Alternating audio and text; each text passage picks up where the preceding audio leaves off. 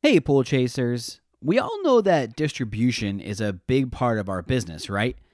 All of us are going there most days of the week to pick up supplies or parts in some way or another. We recently had the opportunity to get a tour of the new PEP location here in North Phoenix, and we're very impressed in their one-stop shop mentality.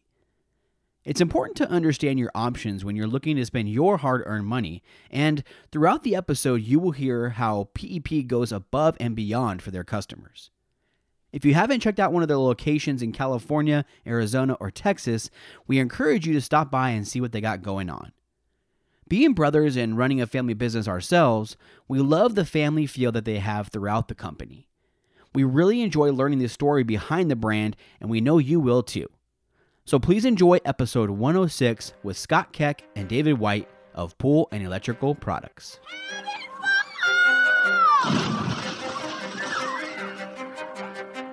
Welcome to your go-to podcast for the pool and spa industry. My name is Tyler Rasmussen. And my name is Greg Villafania. And this is the Pool Chasers Podcast. All right. Well, thank you so much, guys, for joining us today on the podcast, making the trip all the way from California. It's good to have you here. Can you guys introduce yourselves? Sure. I'm Scott Keck. I'm the sales manager for Pool and Electrical Products. And I'm David White, and I'm the brand manager for Pool and Electrical Products. Very good. And can you guys tell us how you got into the pool business? Yeah, sure. I've been in the pool business for going on about 30 to 31 years. Started in the pool business at a distributor in Southern California. It was Orcal Pool Supplies. They had, I think at the time that they were bought out, they had about 9 locations. They pretty much sold everything. They started basically from the chemical side of the business, if I remember right. Then when the company was bought out, I decided to leave the company that bought them out and went to go work for Waterway Plastics. I worked for Waterway Plastics for 7 or 8 years. I was the Southern California, Arizona, New Mexico, and El Paso sales rep. So a good chunk of my life was now traveling, going to see distributors, builders, service, so forth, so on. The nice thing about Waterway was that was when Waterway was just getting into the pool side of the business. So I actually helped design a lot of the products that you're physically seeing today, like the 3-way valve, the skimmers, the filter, pumps, so forth, so on. The nice thing on working for Waterway is they were a smaller company at the time, so they gave us a lot of freedom to do what we needed to do to try and gain business. During that time, Pool and Electrical Products was one of my accounts, so I got to know everybody at PEP. About 8 years in, Waterway and myself just didn't work out. And Andreas, who's the president of Pool and Electrical Products, he had been trying to hire me away from Waterway for, I want to say, like the last 3 or 4 years at least. So when I told him that I was no longer there, he offered me a job. I was his first outside salesperson. At that point, we were probably at about 8 locations. So I was his first salesperson. He didn't really have any job description for me. He goes, "You've been doing this all your life. Now just go out and do it for me." And so that's where it all started. I went out and started doing sales. Of course, I had a lot of contacts. I still do have a lot of contacts, but those contacts I could bring in fairly quickly, which then ended up having him hire even more salespeople, which then ultimately I became the sales manager, and I've been the sales manager for PEP since. The sort of funny story behind all that is when he first brought me in, he, of course, was hoping that I'd bring in a lot of business, but he didn't know how much business that I could bring in. About the second year in, we had a conversation, and he actually told me to slow down a little bit. I was bringing in too much business for him at the time. I have in all of my years in sales, I have not ever had anybody tell me to just slow down just a tad bit. Dude, that's awesome. Pump the brakes, dude. Yeah, good stuff. you're doing just a little too good. Just slow down just a tad bit. Very cool. So what attracted you to the pool industry in the first place? You didn't have a service company or work for anybody, is just straight to that distribution company? Before I was in the pool side of things, I actually was the youngest manager of a Kmart ever. I was like 18 at the time. If you've ever been in retail, or if you know anybody that's been in retail, that is the worst industry, because no matter what you do, either you have your store manager or you have a customer constantly yelling at you. There's nobody that's ever really happy. At the same time, my mom worked for JCPenney. She was telling me all the nightmares that she had been going through all the time.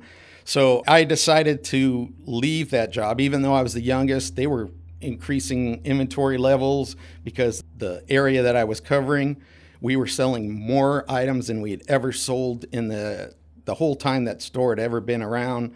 So they kept increasing my inventory, and they, of course, were expecting more and more and more. And I'm like, man, you guys are going to burn me out. So I quit. And at the same time, my older brother, he was in the pool business. He worked for All Reds for a little while. They were dealing with Orcal Pool Supplies, who was the first pool distributor that I worked with. So he had heard that there was an opening at the Orange location. So I went and interviewed. I got hired. My first job was a chlorine loader in the middle of summer. And I mean, that is where everybody needs to start, because you learn the respect of the business as a chlorine loader, because you have to get to know the people, you have to help them out, and customer service comes right along with it at that point, because you started at the very bottom. And the nice thing is once you start at the bottom and you slowly work your way up, you can appreciate what it took you to get to that point, instead of just all of a sudden being handed the keys to the kingdom. Right. I mean, would you still rather load chlorine than work at Kmart? I would still rather load chlorine than work at Kmart, especially now that Kmart's basically bankrupt. Gone, I yeah. would be having no job at I was this going to point. say, I'm surprised Sam Walton didn't come knocking on your door. Yeah. So it was a good change. The people that I've met along the way, I enjoy. The customers, like I said, a lot of them, I get invited to their birthday parties and anniversaries and all kinds of stuff. So, I mean, I feel like along the way, I've built some really good relationships. Yeah, that's awesome. Very cool. So how long have you been at PEP then? I have been at PEP for 18 years now. Nice. Yeah, it's been a fun time too.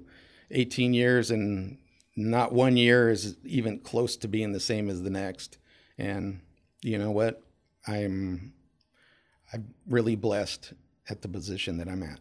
Very cool. How about you, David? How'd you get in the industry? Yeah. How did I get dragged into the pool business? So I've been in the business probably about the same amount of time as Scott. We probably got in about the same amount of time back, I guess I'd been 89, 90, something like that. I had no prospects, young man looking for a job, and a friend of mine, a guy I went to high school with, he actually does IT for PEP. He's our IT manager at PEP. But anyway, I've known him a long time, and he was working for a retail store down in Orange County, California, called Tustana Pool Supplies. And he said they needed a guy to run the store, so I went down there and interviewed for it, and really liked the owner very much, good guy. And so I went to work for there. I worked there for a couple of years, and Tustana was a really good place for me to cut my teeth in the pool business, because even though I was in the store and not out getting as much field experience as a lot of people would, you were exposed to it all, because we ran anywhere from 5 to 600 plus pools out the back door. We had 3 full-time service guys. We did everything from Well, all they didn't do, they did all kinds of repairs and everything, the repair trucks, but the only thing they didn't do was build pools from the ground up. They didn't do a dig, lay steel, and like that, but they did all the remodel work and everything like that. And you got to hear those conversations about the problems they're having getting that stupid brass valve out of the bottom of the Purex filter, and the stories about the chemicals, and I got to test a lot of water and all that kind of stuff. So you're exposed to a wide range of stuff working in that store. So it was a really good place for me. And I was there for just a couple of years. And then I wanted something closer to home because I was driving up and down the 91 freeway, which anybody who's ever been up and down the 91 knows that's just a horrible way to live. It's your favorite, right? Talking about it. I know. I'll take the skateboard all the way. All the way. It's the worst. And because I was living up in the Riverside area, so I interviewed at Orcal, like Scott, but it was the Riverside branch, closer to my house, and started working up there. Enjoyed it very much. I went from, so I started on the counter there and, did all kinds of stuff there, mostly counter work, the Orcal. When they got bought by an unnamed company back in 95, I was looking to make an exit because I've always been somebody that wanted to work for smaller companies where the owner knows who I am. Does that make sense? So if you're going to can me, I don't want to be a number or a name on a list of, I just want it to be a square thing because I'd had some with large corporations. So I didn't want to work for a big company. Sure. And so I wanted to get out of that big company, and I had an opportunity to go to work for the same people that used to own Orcal. Were getting involved with a little company called Custom Cascades. And so I went to work for them making waterfalls, like a sheer descent, Custom Cascade. Mm-hmm. They're out and about. And that company, which I originally started with Custom Cascades, morphed into a much bigger company called Oric Corporation over the years. They ended up buying a company called Pool Pals, which had been around a long time, which makes maintenance supplies and stuff like that. They already had a chemical packaging plant, so it was a number of different littler companies that sort of conglomerated together into one family-owned company called Oric Corporation with chemicals and stuff like that. And I did a lot of different things for them. Started out making waterfalls, obviously, and then did customer service for them. Then I went into sales, and I ended up, like Scott, traveling all over the country doing sales, which I don't miss. I enjoyed it when I was doing it. And I was there for 16, almost 17 years. And then we parted ways, and Scott had an opening for me in sales at Pool and Electrical Products, PEP. So I came in and I did sales for about 6 months. And then I went up to the corporate office and I worked in the purchasing department for a while, both buying and doing some other stuff because Andreas really wanted to start a private label for a variety of reasons. But he knew that my background working for a chemical manufacturer would help source a chemical line because I knew a lot of the players in the chemical business around the country. And so I came up to the corporate office and started doing those things. And then just about, I'm trying to think, it was 4 years ago, they just moved me over to be the brand manager, basically overseeing all of the first choice lines of products. So I've been here about 8 years at PEP, and it's been good. It's been good. All my time in the pool business has been good. So, yeah. I was gonna say, working at the pool store, we hired a couple people that used to work at pool stores when we were running Brothers, and I think your knowledge is very vast because all you're really doing is putting out fires all day long. You got customers coming in saying, I got this wrong with my pool. How do I fix it? Yeah. And if you can't fix it, then they're not coming back. So you got to know everything is always different every day. And the same thing if you're working at a counter. I think at some of these distribution places, all you're trying to do is put out fires all day long. So you're learning that tricky part of the business, and you're learning how to solve it and what works. And it probably went a long way with what you're doing now. It does. And that's what I meant when I was talking about it, that was a good place to cut my teeth. The stories that I'd hear from the repairmen, and they're talking about doing this, and they're problem solving back there on different jobs and stuff like that came absolutely into play when I'm in the distribution center. Things that I'd never laid hands on, I had heard different ways of solving those problems. So I was able to relay that to the pool guys coming in, because you get such a vast amount of experience. The owner of Tustana had been in the business for a long, long time. He, had a deep level of knowledge doing repair work and heater work and stuff like that. We had a guy that worked there, Jimmy, he was a great heater guy, and so he'd talk about this and that, and just listening to his conversations with the owner, you pick up so much information. You're right, that you're able to pass on to other people, even though I had not done that at that point, hands-on. Yeah. I think that's very valuable for distribution positions and beyond. I mean, when you move up through these corporations and things, if you have that experience, you know how to communicate to the people that are buying the products. It's a big deal. Yeah. So being in the business, both of you, for about 18 years, what are some of the most difficult times you've seen for the industry as a whole? I don't know if it's maybe when California was going through a big drought or, what it was, but do you remember, in that span of time, just what, was a difficult period, the dark ages? I'm going to go with the crash in 2008. 2008? Yeah, just because at that time I was working for Oric, and with the Custom Cascade, just a lot of different parts of the business just really felt an impact of that, what we call that, the Great Recession. So you watched, we're sitting here in Phoenix, you watched the business change in this city. Major players just almost collapsed, just got crushed because they owned all their own, they took pride in these things. I'm talking about builders that had all their own trucks to do, everything from the ground up. They had their own steel guys, they had their own diggers, they had their own, everything.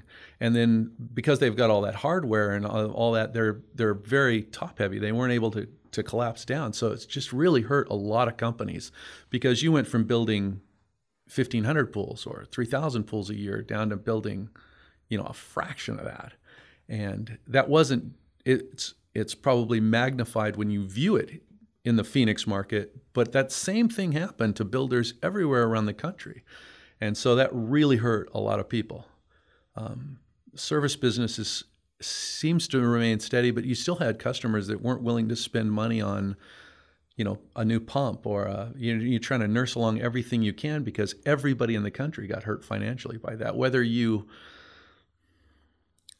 You just did. Everybody got hurt financially at that time, and so I felt like that was the biggest impact on the business. Yeah, it's definitely probably of a geographical issue where some places aren't as affected as some of the issues that might have here in Scottsdale aren't the same as everywhere else. Everyone else, it might be really difficult, but there's like a lot of very successful people here that, don't get that impact like other places. But yeah, it seems like from what we've heard, 2008 was a very difficult time. Well, I'll tell you the difference, that just as an anecdotal, I was doing sales at the time and one of the things I'm selling is Custom Cascades, right? I used to be able to go in Las Vegas. I used to be able to go on Rainbow Boulevard, and I could park my car and I could go to 8 builders walking, because they're set up in little strip malls, and there's a builder, and then 5 doors down there's another builder, and across the street there's another one.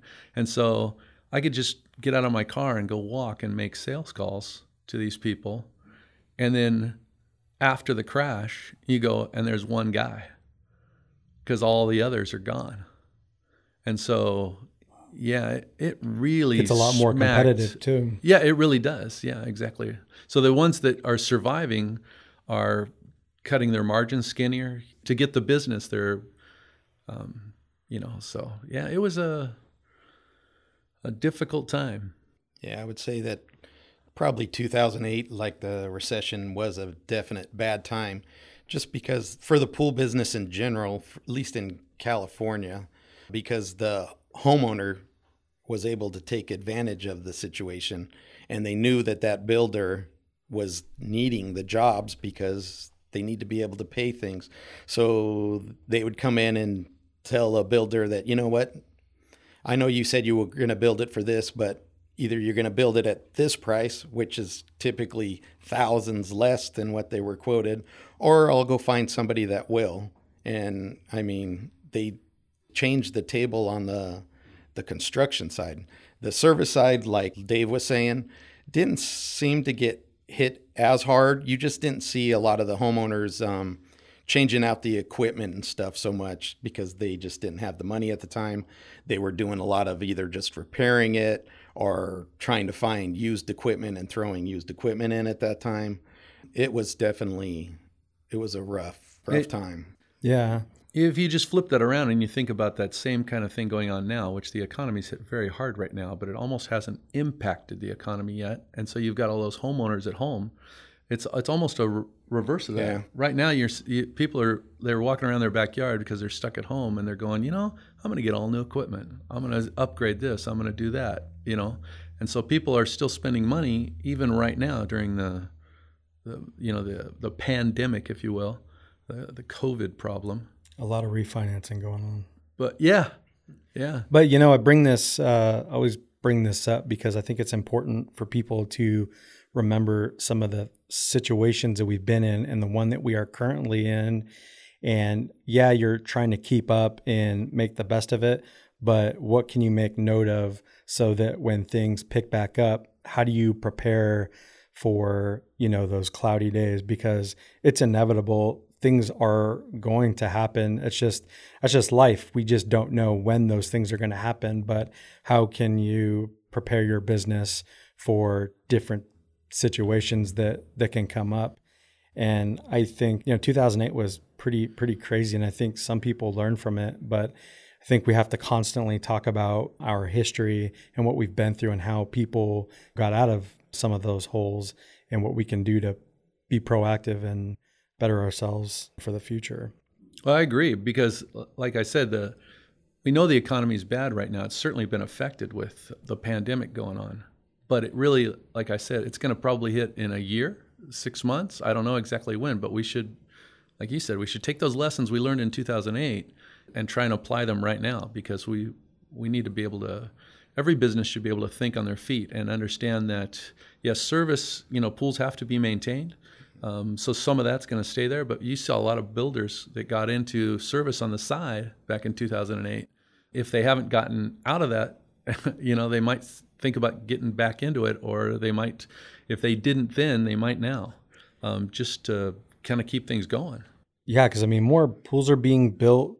It's crazy right now, but we had somebody on the show recently, and I love what I think their father had done, and what was kind of teaching him was, we're getting more business right now. Things aren't always going to be this busy, but we're going to use this money to pay off some of our equipment. Right. And we're going to put some of this money away. That way, when we do go through a recession or things do slow down, at least we own these things outright. So that's money if you need to sell it, or things are slow and you need to do work. At least you don't have a payment. You have something to show for it, right, instead of just, blowing the money. It's like, we're going to, pay ourselves a little bit more. Like, why not? It's kind of like your personal finances. If you come up money, pay off your credit cards, pay this off, do what you can. But there's little tidbits of information of some successful companies that did that.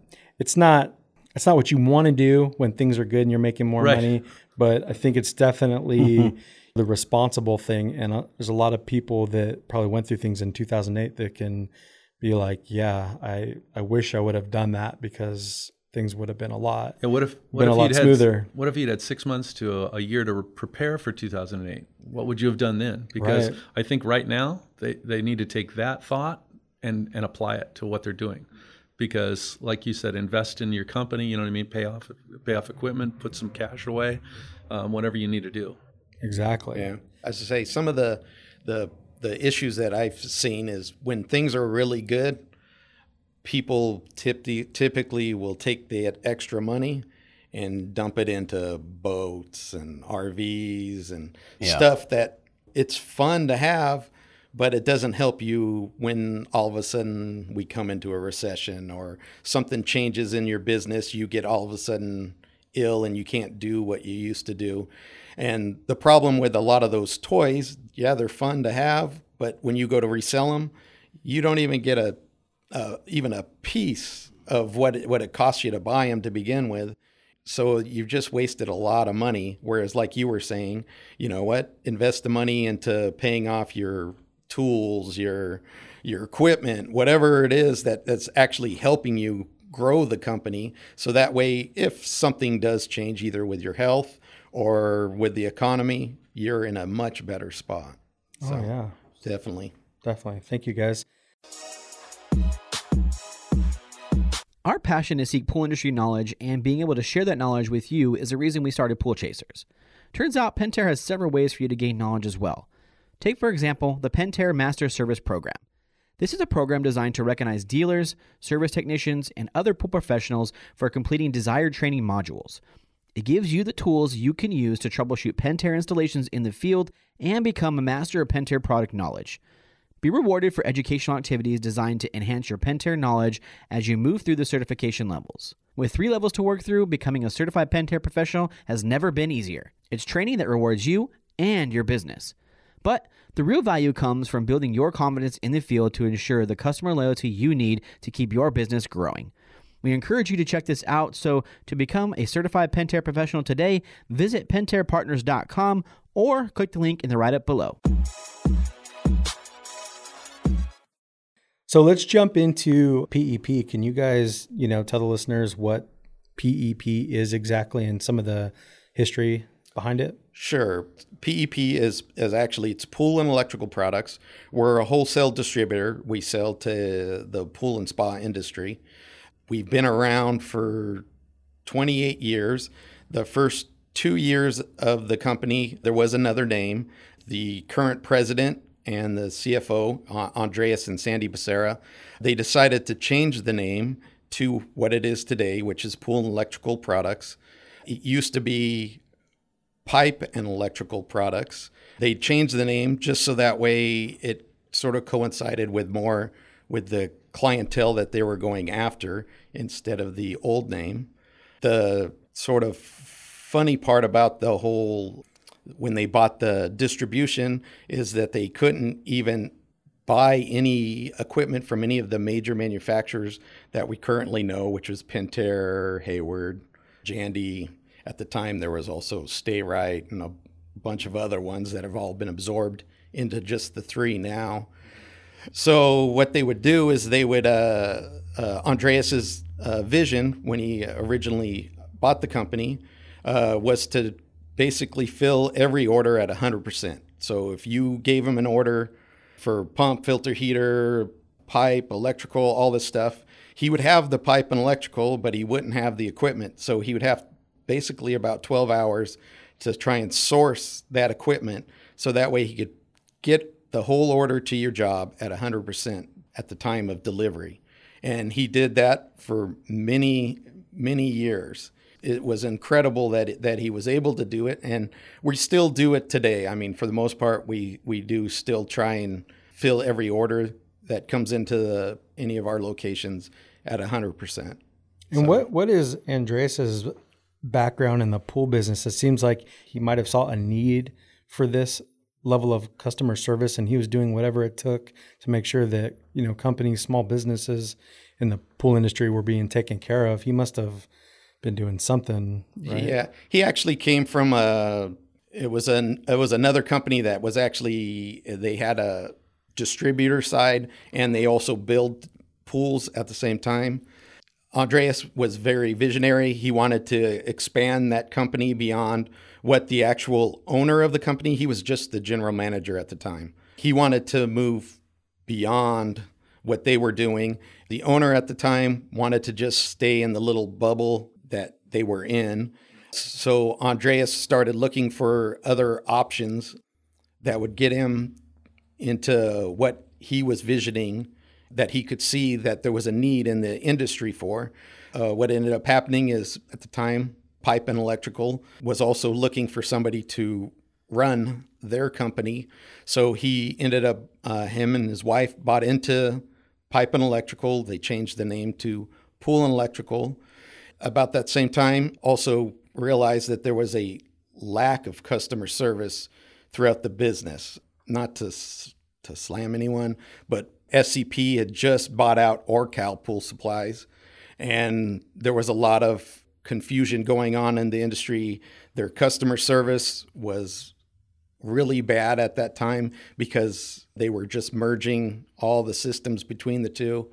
So he knew that if he could actually get into the pool business and get the customers to give him a shot, he knew that he could get that customer to keep coming back to him time and time and again. He did that for probably, when he originally bought it, they only had 3 locations. The 3 original locations were Anaheim. It was Palm Desert at the time, but it's called Indio now for us, and El Cajon. So when he bought the location, he only had 3 locations. We're at 28 locations now. So in a very short amount of time, with a lot of Andreas and Sandy both have instilled in the employees that are with us, we've been able to grow even though there's much bigger distributors out there. The nice thing, they give the people that are in charge of the branches and the managers like myself and Dave, they give us a lot of freedom. So if we see something that we feel like needs to be changed, we can go to them, let them know what it is. And if it makes sense, we can make a change very quickly, where some other distributors, they have to go to a bunch of other people to make any type of changes. So it's a really nice company. That's really cool, like still sticking to those original core values and that mission of taking care of the customer and getting what they need. Because, there's a lot of businesses that had really good intentions in the beginning, and as they get bigger and they become more successful, that some of those early on core values, they kind of go away because they just kind of get lost in the day-to-day. But it seems like things are still going that way.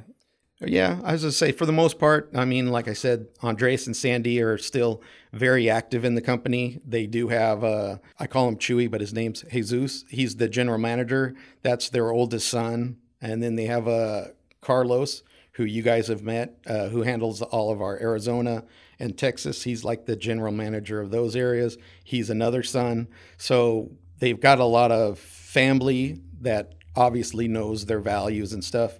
Plus, they've instilled those values in their upper management. So as we come across things that people may not be doing right, we obviously try and correct it. Right. I could definitely tell kind of that smaller family-owned business style. I was reading the guys' magazine, the PEP Talk, and there was an article written in there. I think it's the most recent one, and it was labeled like The Storm, and I think it was written by Andreas. But he was just talking about what's going on and how you guys are, how you're taking care of things. And also, things are slowing down, some business tips, like get yourself educated, doing different things. We're all in this together. And it's just something coming from the president, the CEO. I thought that was really cool. And it had a list of all the, pretty much, most of the people in the business on the side of the article. Well, it's easy for us as a company to support the company and the vision that Andreas has, because we know that they believe in us. I mean, they stand behind their employees, and that's a really nice thing. It's his, and it's easy to get behind his vision too, especially for Scott and I, who both believe in that customer service attitude. The 100% fill rate, no matter what it takes, stuff like that. You have to know that when Scott's telling that story about him having to source the equipment pieces from other places, he was probably making next to nothing, maybe sometimes losing money on that heater because he had to go buy it from somebody else to fill the order. But he knew that he was creating an opportunity for himself with the customer so that he could, continue to grow that business. And then someday he could see where he'd be able to buy the equipment. Playing the long game. He was, and but it was a good time because of the buyout that had just occurred where Orcal got bought by Pool Corp at that time. That's right around 95. I worked for them at that time. We went through a buying freeze. It created kind of a perfect storm through no fault of SCP's. It's just that there was an opportunity there, because here's the thing is that I worked for Orcal, and Scott and I both said that we left that company when it got bought by SCP because we didn't want to work for a large corporation. Now I'm not saying anything against, I'm not trying to say anything against SEP. That's fine. That's their business. That's who they are. But at that moment in time, when they first got bought out, you worked for a little family-owned company called Orcal Distributors, and you were happy working for them. And then all of a sudden you got bought by a large corporation. I don't know these guys from Adam. So the employee at the counter level was a little bit disillusioned, maybe. And so Andreas over here is trying to start a company, and he's preaching customer service, and doing everything in his power to back it up, not just by preaching it, but him personally, throwing the pipe on the truck, him personally running around to find all that stuff. And so we as a company now, 28 years later, we know that. That's how they started. We know that that's what they did to do that. So, and he gets a little heated about it still. Like you're at a manager's meeting or something like that, and he hears stories about us coming up short, and he gets a little heated about the whole thing. He still believes in those things. So you have to know that is just instilled in us as a company. Yeah, Yes. I'm sure that is important to hear those times of him actually being in the trenches. Yeah. Like, dude, I know that feeling. I know what it takes. And, he probably expects a lot from all of you. Definitely. So I know you guys have talked about it quite a bit, but what do you think separates you all from the others that are out there? Some of the big things that separate, obviously, Pool and Electrical Products from any other distributor is obviously electricals in our name. We pretty much stock almost anything electrical-wise that you would need for your pool, spa. We do get into some landscape electrical stuff also. So almost anything that you would be needing electrical-wise, we would have it. There's almost no other pool distributor that we could say that would probably even come close to what we're stocking. The other nice feature is that we stock on our pipe and on our fittings. We stock everything from 1/2 inch almost up to 8 inch in almost every branch. Ultimately, if you're working on the little residential backyard or you're working on a big commercial job that you're needing plumbing on, you should be able to walk into almost any of our locations and find what you're going to be needing to replumb that job if you had an issue there. We also get into a lot of galvanized, black galvanized. We do a lot of the gas fusion, the poly pipe and all that stuff. We obviously do the certification also for it. So those are just some of the products that we supply that I feel really differentiate Pool Electrical Products from anybody else. But to get back to what's also differentiates us is, I think our personnel does differentiate us from everybody else. As Dave was hinting at, we do have a training program that have our employees, they take about every month. I think there's a training class that they are physically taking. We bring in tons of vendors to come in and train our employees on the products. As we were stating earlier, usually the manager or the managers at the branch, they've been there for quite some time. They should know almost any aspect of PEP and what they can and cannot do. So they should be able to make give the customer an answer right there on the spot. If it's something that has to do with the vendor, obviously we have to go to a vendor and get whatever the approval is from that. But if it's other than that, I feel like we have a lot of different options that, if people would just come in and give us a shot, I think they'll find out that PEP may be where they're going to be wanting to spend their dollars and become part of the PEP family, as we say.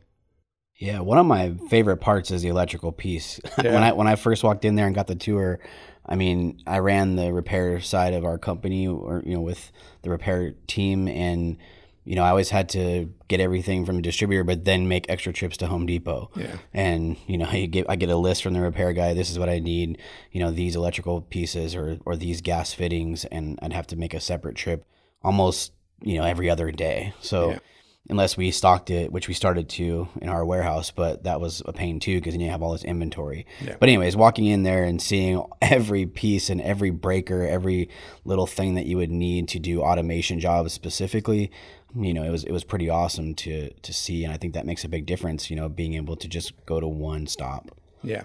I was going to say, that's sort of what Andreas and Sandy were always looking for also, is they were wanting to make it a one-stop shop.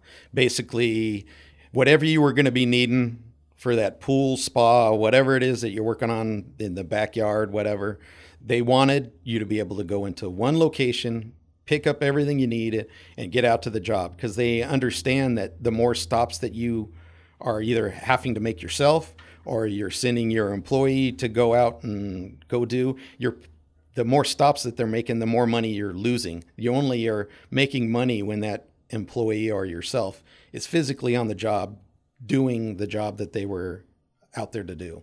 Right. And we know one of your goals is to maintain adequate inventory. What does that look like, and why is that important to you guys? We know why we want, inventory to be on point, but I'll let you guys He was in answer it. purchasing. He was in purchasing, so he probably answered. Oh, there's a dish off, huh? Trying to maintain a proper inventory level. It's a little bit of a convoluted kind of thing, because you want to make sure that you have everything for the customer, but at the same time you're trying to balance that with not too much inventory sitting around, because that's just dead money, and that's not a well-run company. Does that make sense? Mm-hmm. So we work hard to make sure that we've got the common items, and we've got those in adequate supply.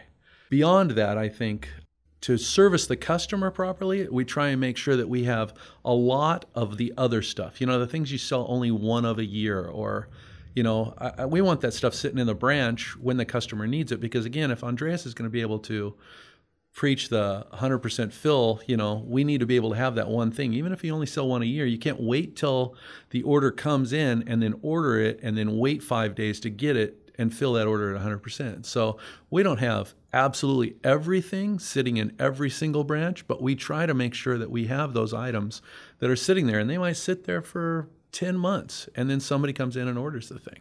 When I think of proper inventory, I think like that. I mean, that's, certain items we sell them hand over fist every day. You're just selling that stuff, chemical products, the common pumps and heaters and stuff like that is just going to sell. You need to maintain that inventory level as best as possible. It's getting a little difficult during the COVID, but just from what the delays we're getting from vendors. But again, I like to think of that second level down, where you've got the other stuff that you need to have when the customer needs it, even though they don't need it all the time.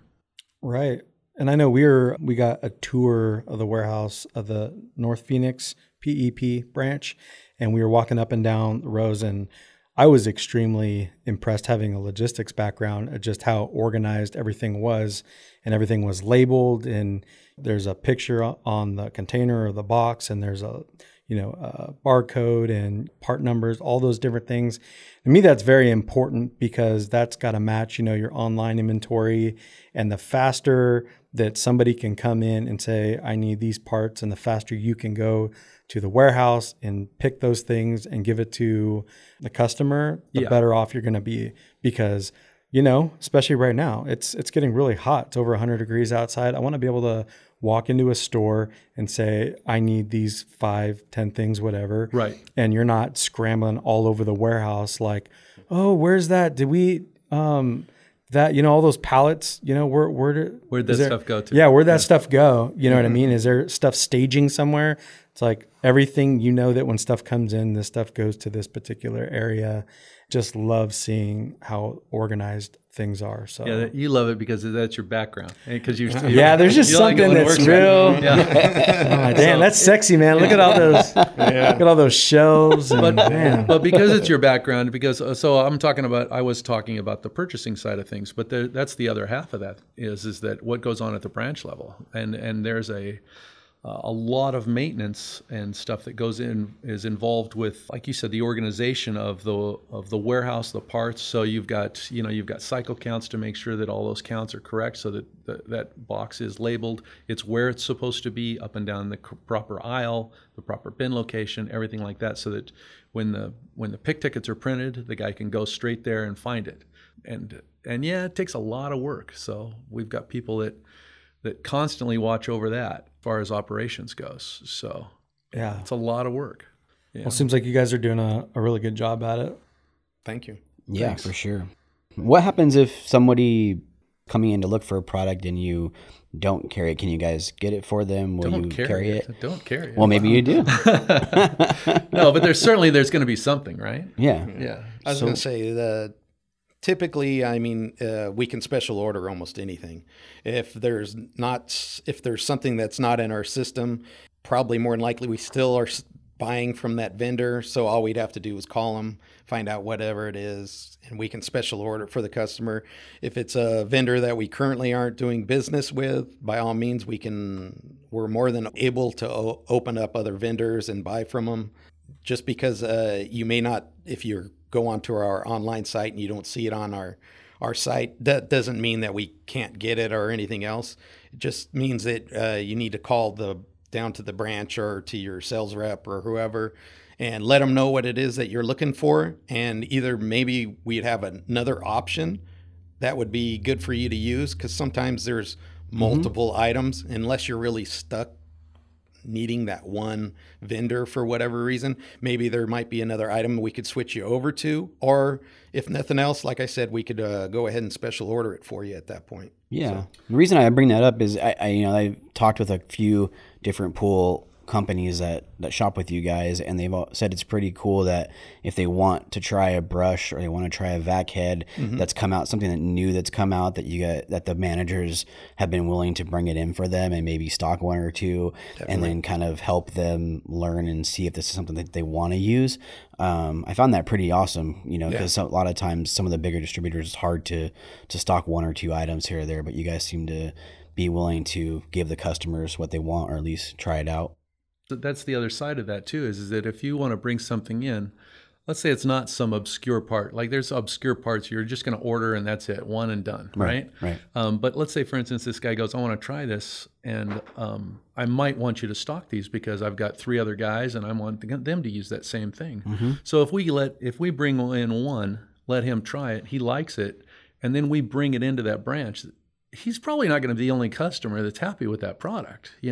That's how you stay current with what's changing in the industry, is that you listen to your customers and you're willing to make those changes at each individual branch level, because something that sells here in Phoenix or is catching on out here in Phoenix might not have caught on in California. So the guys out here need to listen to what's going on. Even though we don't stock it in California, that doesn't mean we shouldn't stock it here. Right. Yeah. So that's very cool. But yeah. Yeah, I think it makes a big difference for, like we talked about earlier, the customer service side of things, making sure you guys can try to help customers however you can. So you talked earlier about the, you guys carry a lot of the galvanized pipe and the gas line. And I know, talking with you, that you guys started the gas line certification out there in California. Can you tell us a little bit about how that came about? That came about because we were doing business with Central Pipe, who's the main supplier of the polypropylene gas pipe. At the time, they didn't have a lot of people that were actually trained on it. So John Freeman, who has retired from PEP, he was really good friends with the Central sales rep. The rep was telling him some of the issues. Andreas, at the same time, could see that was where basically all the gas stuff was heading. This was before. It's pretty much required now, but at the time when what we're talking about, it wasn't necessarily a requirement all the time. So between the two of them, they just Andreas and John Freeman, they decided to have John get certified once they saw what was all involved in it, and so forth, so on. He became the trainer, which is a different certification. You can't just get certified and then all of a sudden become a trainer. And then from there, they started doing like little tabletops at our own location to get our plumbers and gas people familiar with the product. And then John would go in and train them, and then they would give them a certification. The thing that makes PEP different is we actually have a certification card, because in California, I don't know about Phoenix, but in California, you can go into certain cities and they actually want to see a physical certification. So we actually came up with a card that the plumber or builder could put in their wallet. It's about the size of a business card, and it basically just lets the inspector know that you were certified on such and such date, and it has your company name and so forth, so on. So, I mean, because of that, we were able to grow that business immensely, because now I don't even think anybody ever uses like galvanized and stuff underground. It's Scotch all coat? the I said Scotch coat to somebody the other day. I didn't even know what it was. yeah, it's Never all heard the of that. polypropylene pipe and stuff now. So, I mean, it was something that I'm glad that the two people that I was talking about had the vision to know that they needed to get into that early on. Yeah. So, That makes a big difference. It's really cool, you know, that you saw the vision for that. yeah. So, we talked a lot about leak detection with the experts at Anderson Manufacturing for episode 87. But did you know that they also carry a full line of professional leak repair supplies? LeakMaster Products by Anderson provides versatile, permanent repair solutions for all types of pools. The line has everything you need, including epoxy putty, flexible sealer, butyl tape, and even urethane injection system for concrete cracks. A current favorite of pool pros is the LeakMaster Pool Glue. It's a super adhesive glue that permanently bonds to fiberglass, PVC, vinyl, stainless steel, and more. It's a great solution for crack skimmers or fiberglass steps, and even works to seal holes on pressure-side plumbing. Don't forget to look for LeakMaster supplies at your local distributor or purchase online at leaktools.com. As a special thank you to our listeners, they'll add a free bonus LeakMaster product to your next online order when you enter the code PoolChasers during checkout. Another thing you guys have kind of developed is your First Choice line of products. Can you tell us about that? Yeah, First Choice. Let me start with why we have First Choice from the get-go. We had customers over the last many years that would constantly complain to Andreas or Chewy or to the company, you know what I mean, at the branch level, about getting bid out of jobs because of internet, what we call internet interference. You know, the homeowner gets a bid from a pool guy, goes on their phone and goes, no, I can get that same pump for this amount of money. And it's a problem that we took as a company to all the major manufacturers, and they respond by coming out with the Pro series or the this or the that, not sold on the internet, this one. But customers that are shopping on the internet, they don't care about the Pro series or the not, even if it's got an upgraded something or other. This is a pump from a major manufacturer. This is the same manufacturer here. I found them both on the internet. I need it at this price, or you get this one for me at this price because I need to save money. Andreas got tired of doing that, and he just begged the major manufacturers to pull their stuff off the internet, which I'll stop for just a moment and applaud Jandy for doing that just recently. You know what I mean? Pulling all that stuff down off the internet and making a commitment to this industry. Andreas wanted to create a product line that he could control where it was sold and where it wasn't sold, most importantly. And so he wanted a product line, a brand, if you will, that was not sold on the internet anywhere. So the First Choice name, we kind of came up with that. Andreas actually came up with the name. We were sitting there bouncing around names of things, and you know how those things work. You get a big committee and everybody gets a vote. No, anyway, but just see a bunch of names. They're like, this is my first choice. Yeah. No, that's it. That's it. He goes, actually what he said was, when they come into the branch, I want them to know that product has been researched so well that I want it to be their first choice. And so that's kind of how it came about. So he doesn't want us to just slap our name on anything we can get so that we can make some more money. It's not that kind of a store brand, if you will. The brand was created with a purpose behind it, which is to protect our customers. So that's where the idea came from with that. The easiest thing to private label is chemicals. So the first thing that we did was we started to source a chemical manufacturer that would be able to put the labels on us. And from my background, as I mentioned before, I worked for Oric Corporation. And one of the companies I competed against was a company that did really well with private label. They have their own label making machine.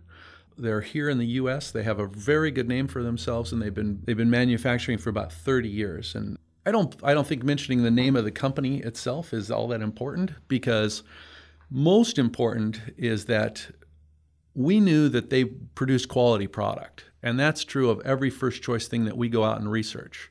Regardless of whatever manufacturer we get it from, we've researched the product to make sure that it's good. And we're usually already selling the product, and then we have it labeled. But with the chemicals, we made a deal with them so that they would package our products. We made some certain stipulations that we didn't want, like our tablets. You don't have a lot of imported tabs right now just because of the tariffs and stuff that are going on. But we didn't want our tablets to be imported tabs. We wanted it to be domestic material. And they were able to accommodate all of that stuff. And they've been a really good company to deal with. When we needed to make just as an example of why I feel like we made the right choice when we chose them, because they have their own label making machine. It's like color-coded labels, like most chemical lines are, it's like color-coded labels and stuff like that. Well, we had the dichlor and the tabs in blue because they're both chlorinated isos. Okay, so they're both blue labels, the exact same blue. So you put a 50-pound granular next to a 50-pound tab, and except for the wording on the label, they look exactly the same. And so you're like, that could turn into a problem when you're trying to fill orders and stuff like that. So we called them and we said, we think we might want to change the color on that. And so we changed the granular, the dichlor, to red. So they sent us a proof, and we looked at it, approved it. I'm telling you, 4 days later, I'm walking through the warehouse up at our Ontario branch, and there's a pallet of 50-pound dichlor with red labels on it. And I'm like, holy cow, it's here already with that new label. I mean, I couldn't stinking believe it. Because they print, to order, like every order is printed right then. So they don't have any old blue ones laying around that they need to go through before they get to the new ones. Right. So we also had another change that was on the front of the label. It was on the tabs, and it said for floaters, inline feeders, or skimmers. And we're not big skimmer people. I'm totally against that. I know that there's places in the U.S. where that's all okay and stuff, but we called them and said, hey, I want that off the label. And again, very next load we got, boom, it's gone. So they've been able to react for us very quickly. And that was just the beginning of things with the chemicals. From there, we expanded to an equipment manufacturer. We've got cartridges and grids. It goes on and on, test strips and test kits. And we deal with, I believe it's 15 different manufacturers right now that are private labeling for us in the first choice line. And it's getting easier for us to negotiate with them because everything that we've put the first choice label on has gone up anywhere from 15 to 25% in sales as soon as we put the first choice label on it.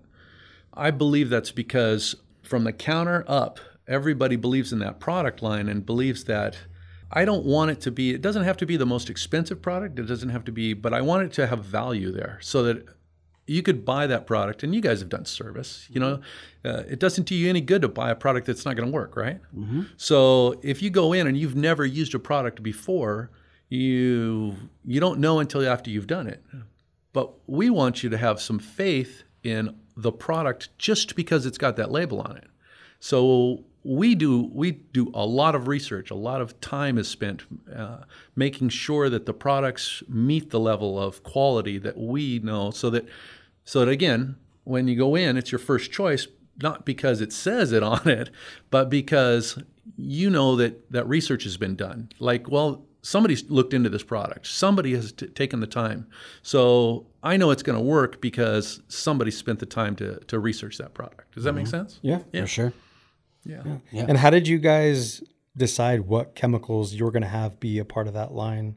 We wanted everything they had. So we were looking for a full line because nobody would know better than you guys. You're dealing with pool professionals all day long. Yeah. So when you say a full line, there's no full lines like you're going to have every single different chemical, because there's specialty companies out there that do certain things that you're just not going to get involved in. But when I say a full line, I want it to be I wanted to accommodate both the service customers, so we need to have some really nice, strong products, but I also wanted it to accommodate retail, because retail, they get showroomed, isn't that the correct term? Showroomed all the time. People are in there and they're looking at chemicals, but then they want to know if they can buy that same, I'm not going to use a brand, but that same brand name from someplace else, for less. Can I get that from Amazon for less money? Then I can buy it right here in my local pool store. So the advantage for a pool store is if they stock that First Choice stuff up and they type in First Choice and people are looking for First Choice chemicals, it pulls up the First Choice website, which says it's only sold through pool professionals. You can't find it on the internet anywhere. And so for the retail store, they can sell that product as for professional use only. So I wanted it to have the products that we picked. You need, obviously you're going to need tabs and dichlor and all of the basic things, the balancers and so forth. But then you also want the basic algicides, clarifiers and defoamer. And we've expanded the line some too, just based on need, or if the manufacturer that we're purchasing the chemicals from comes out with a new product, we want to be interested in that. We're in the process of upgrading our clarifier now to something that's, I think it's supposed to be like 50% stronger clarifier. And we've got another new product that's kind of in the works that we're looking to add to the line. So it's something that's constantly being involved. But we brought on most everything that they offered as far as chemicals. Yeah, it seems like that would be a good idea because it's something that you can control, because you do have other chemicals from other manufacturers. Oh, yeah, absolutely. At PEP, but it's like if something ever did go wrong, or, a shipment didn't come in or something like that, it's nice to know that, your line is something that you have full control over in terms of the labeling and all these different things. So if, something's not right somewhere else, you guys have full control over that. I think that's a good thing to mention too, is that along with First Choice, we do have at Pool and Electrical Products, we have Biodex, we have Natural Chemistry, we have Orinda, we have I'm going to forget somebody, of course, but we have all of those other chemicals that are available for customers that like those products, because some guys are hung up on a certain product, and that's fine. They're hung up on it because it works, If they change over to First Choice, it's because we earned it, So. And what's the feedback been on the First Choice line? As far as like chemicals, or are we talking overall? Well, how about just the chemicals? Okay, let's start there. Yeah, the feedback that we're getting on the chemicals is that our customers really like it. We actually have, we sell two different, let's just as an example, tabs, right? I mean, it just seems like the tabs, like I said, we're not allowing them to package Chinese tablets for us. We're asking for a premium product to be put into the First Choice pail. We also sell another tablet line. We always have another tablet line that we're trying to get at a low cost so that we can satisfy the bargain hunters, that they can buy a tab. So we have two 50-pound tabs. You walk in, you got a First Choice one and the other one. And the First Choice one, I promise you, costs more, because it's a premium product. And our sales continue to rise on those tabs, even though they're a higher price. People don't just go to the other ones. So they've got to be being happy with the tabs. And we hear good things about that. On the algicides and the ancillary products, we hear very good things about how well the products work. And there's times when people aren't happy with things. And I like to hear that too, because I need to know so that we can, like the clarifier that we're changing.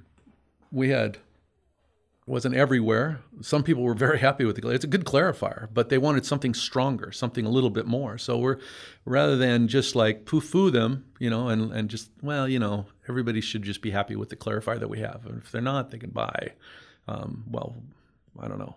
But rather than just let that go, we're looking to improve that one product, even though we felt like it was in good shape. But you have to listen to that feedback when customers are like, hey, I'd like something a little stronger in a clarifier. Can you do that for me? So that's something you guys definitely are counting on is, your customers, the service guys, the builders, in, communicating with you how they like the product so that you can perfect it. And you guys are actually doing something about it because, when we had our service company, we didn't use PEP, but I think there's a lot of. Were we here? Yeah, It it wasn't here in Arizona. But there was a lot of relationships where it felt like you were never going to speak up to anybody because it's not sure that it ever mattered if your voice was heard or not. But it's nice to know if this is something that you guys take pride in, is if there's something I don't like or something that I would like changed, that you would take that into consideration. It's my job. Very good. Give them your cell phone number so they can call you. You know what? 951.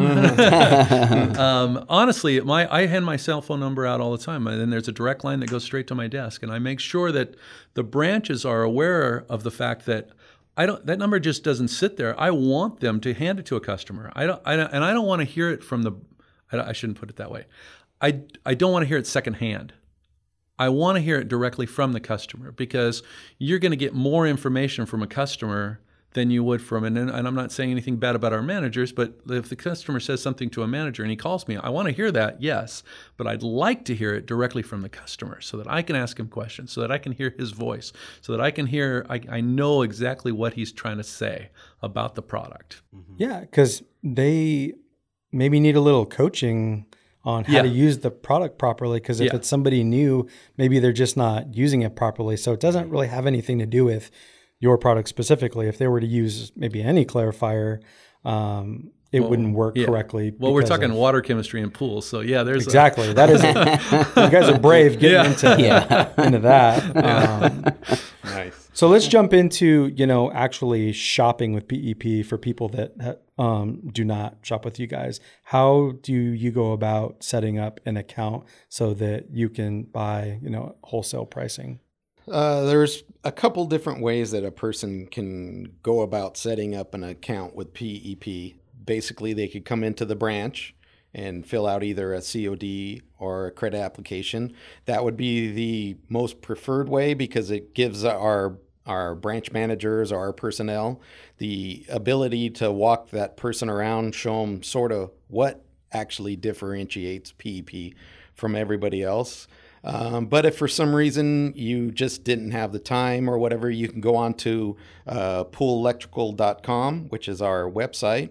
You can download our application, which would be, like I said, COD or a credit application. On the front cover, it basically tells you all the products, all the items that we're going to need to be able to process that application for you. And you can scan it back in, email it back to us, fax it back to us. There's plenty of ways to get that application back to us. Once we get the application for a COD, it usually doesn't even take a full day for us to open up a COD account. For a credit, we're asking for some time because we actually have to go check some of the background checks and stuff on you. We also check your license, because PEP likes to sell to people that are in the industry with license, that are either business license in the pool industry or they got an actual contractor's license. Right. And you guys are in California, now Arizona, and Texas. Yep. Okay. Perfect. Thank you. And where can people follow PEP and reach out with any questions that they might have? So as far as social media goes, we've got a Facebook for PEP, and we've got Twitter and Instagram, and there's a YouTube channel out there with a few. I think that's just kind of getting going there. It's poolandelectrical.com for the website. But also for First Choice, there's a First Choice website, which is designed to point consumers to. Let's say you're a service guy and you start bidding this stuff. You can say, you can check out the products on this, firstchoicepool.com. And so there's a First Choice website, First Choice Twitter, First Choice Instagram also. Awesome. Thank you. Very cool. I mean, I know it's probably not happening as of right now with COVID, but you guys offer the trainings. Where would they find that information if they wanted to do so? It's very insightful. Not happening right now. Yeah. That's true. That is so true. I was just looking this morning, to see if there was anything on there, but there's nothing. So on the Pool Electrical website, again, it's poolelectrical.com, there's a calendar So you find the calendar, and then it's basically got a listing of all of the things we do as far as trainings go. And again, right now it's pretty blank. But we conduct CPO courses at our branches. We do manufacturers trainings at our classes. I personally do a number of water chemistry classes at different times of the year. I can't be at all 28 locations, but we'll do a number of water chemistry classes each year at different locations around. So we also PEP days. we do Yes. PEP days. So you're talking about a number of large vendors coming in. So there's going to be, I don't know how many vendors. It's usually like about 20 some odd vendors. plus vendors at our PEP days. Yeah, and we'll do those at select locations, which move from branch to branch depending on availability. For instance, our Los Angeles location is very small, has a small yard. They're probably never going to get a PEP day down there. But yeah, we'll move those around from branch to branch so that all customers get an opportunity to attend one of those. And those are a great opportunity for them to show up. So Yeah, very cool. Yeah, if they go onto the poolelectrical.com and go underneath the calendar, it brings up all the events that would normally be going on. Like you said, unfortunately, right now, we're just not doing that. yeah. So, Yeah. But we run regular courses, lunch and learns Yeah. with manufacturers and stuff like that. So Nice. That's awesome. Well, we really appreciate you both coming out here and hanging out with us for a little bit and doing the podcast. And we enjoy getting to know everybody at PMP. And thank you for all you guys do. We appreciate thank it. you. well, thank you guys for I having us. appreciate for having us. Hey, Pool Chasers. Thanks for checking out this episode. Did you know that each episode has its own page on our website? This is where you can find more information about the guest and episode topic, as well as all the resources that we discuss throughout the show. To get to the webpage, click the link below. Also below, you will find links to the sponsors of the show, as well as links to follow us on our social media channels. On our channels, you will find some of our favorite clips and bonus material. Please follow us on Instagram, Facebook, Twitter, and YouTube. Our tag is Pool Chasers.